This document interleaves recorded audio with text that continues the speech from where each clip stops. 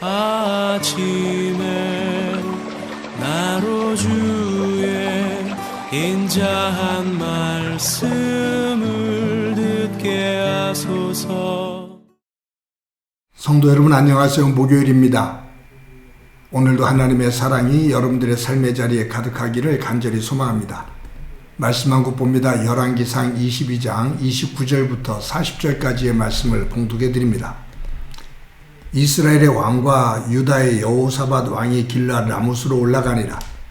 이스라엘의 왕이 여호사밧에게 이르되 나는 변장하고 전쟁터로 들어가려 하노니 당신은 왕복을 입으소서 하고 이스라엘의 왕이 변장하고 전쟁터로 들어가니라. 아람 왕이 그의 병거의 지휘관 32명에게 명령하여 이르기를 너희는 작은 자나 큰 자와 더불어 싸우지 말고 오직 이스라엘 왕과 싸우라 한지라. 병거의 지휘관들이 여호사밧을 보고 그들이 이르되 이가 틀림없이 이스라엘의 왕이라 하고 돌이켜 그와 싸우려고 한즉 여호사밧이 소리를 지르는지라. 병거의 지휘관들이 그가 이스라엘의 왕이 아님을 보고 쫓기를 그치고 돌이켰더라.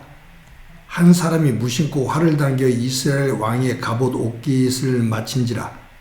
왕이 그 병거 모는 자에게 이르되 내가 부상하였으니 내 손을 돌려 내가 전쟁터에서 나가게 하라 하였으나 그 날에 전쟁이 맹렬하였으므로 왕이 병거 가운데 붙들려 서서 아람 사람을 막다가 저녁에 이르러 죽었는데 상처에 피가 흘러 병거 바닥에 고였더라.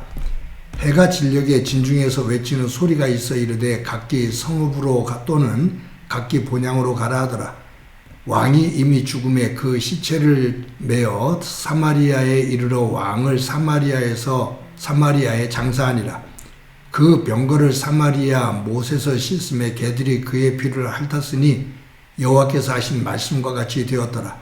거기는 창기들이 모욕하는 곳이었더라.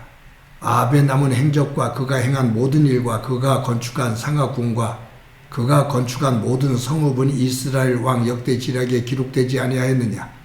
아합이 그의 조상들과 함께 자매 그의 아들 아하시아가 대신하여 왕이 됩니다. 아멘. 어느 시골에 홀어머니가 어린 남매를 키우면서 살았습니다. 아주 가난했기 때문에 너무 어려운 형편을 참다 못해서 아들이 가출을 했습니다. 홀어머니와 남은 딸은 작은 여인숙을 하나 꾸렸습니다. 여인숙을 해서 돈을 벌고 그 돈을 벌어서 가출한 아들을 찾겠다는 생각을 한 겁니다. 그런데 시골 여인숙이 잘 운영이 되지를 않아요. 돈을 벌어서 아들을 찾아야 되는데, 그래서 이 홀어머니와 딸은 아주 나쁜 생각을 하나 합니다. 여인숙에 머무는 사람들 가운데 돈이 있어 보이는 사람을 죽이고 그 돈을 빼앗자라고 계획을 세웁니다. 그들은 여인숙에 들어오는 사람들을 살펴보고 돈이 있을 만한 사람을 죽여서 강물에 빠뜨려 떠내려가게 하고 그 돈을 빼앗았습니다. 그런데 한 20년 정도가 지나서 한 젊은 사람이 그 여인숙에 들어왔어요. 근데 머무는데 돈이 있어 보이거든요. 그래서 이 모녀는 수면제를 타서 먹이고 그 젊은 사람을 죽여 강물에 떠내려 보내고 그 사람이 가지고 있는 소지품을 꺼내서 펼쳐보면서 돈을 찾았습니다. 그런데 그 소지품 가운데 사진이 있는데 그 사진을 보는 순간 두 모녀는 그 자리에서 철푸덕이 주저앉고 맙니다. 왜냐하면 20년 전에 가출한 아들 그 오빠였던 겁니다. 20년 동안 보고 싶어서 이러한 죄를 범했는데 결국은 자기의 아들을 죽인 것이 되지요. 결국 모녀는 자신들의 어리석음을 한탄하면서 그 아들을 죽여서 던져버렸던 그 강물에 투신해서 자살을 하고 맙니다. 이 이야기는 프랑스 작가 알베르 까뮤가 지은 오해라는 그 글의 내용입니다. 까뮤는 그 마지막 그 내용 가운데 이렇게 쓰죠. 범죄는 아무리 행운이 따른다 하더라도 항상 불행할 뿐이다. 범죄를 저질러서 행운이 있는 것처럼 그렇게 보이지만 결국 그 끝은 불행이다 라는 말이에요. 인간에게 완벽한 지혜라는 것은 없어요. 그래서 우리가 잔머리를 쓴다고 하죠. 그냥 사소한 작은 지혜를 가지고 무언가 이루는 것처럼 그렇게 교만을 떨다 살면 그 잔꾀에 도리어 걸려서 넘어지며 낭패를 겪게 됩니다. 아합 왕이 유다의 여호사밧 왕과 동맹을 맺어서 아람 군대와 전쟁을 합니다. 근데 이 아합 왕이 잔꾀를 써요. 왕복을 입고 전쟁에 나가면 아람 군대의 목표물이 되잖아요. 그러니까 자기는 병사의 복장을 하고 변장을 하는 거죠. 전쟁에 나가면서 여호사밧 왕에게는 왕복을 입고 전쟁에 나가라고 그렇게 말을 합니다. 이거는 사실 예의에도 어긋나는 일이고 아주 이기적이죠. 잘못하면 여호사밧 왕이 왕복을 입고 나가면 아람 군대에 타깃이 되는 것은 분명하잖아요. 여호사밧에게는 왕복을 입게 하고 자기는 일반 병사의 옷을 입어 변장을 하고 전쟁에 나가는 잔꾀를 부립니다. 아람 군대와 전쟁이 일어나죠. 아람 군대의 지휘관들이 여호사밧을 보면서 아합 왕인 줄 알고 추격을 합니다. 근데 여호사밧 왕이 소리를 지르죠. 나는 아합 왕이 아니다고. 근데 정말로 가까이 가니까 아합 왕이 아니거든요. 그래서 아람 그 군대의 지휘관들이 돌아옵니다. 그런데 묘한 게 아람 군대 병사가 무심결에 화살을 쐈는데 그 화살이 병사로 변장을 하고 있는 아합 왕을 맞춰요.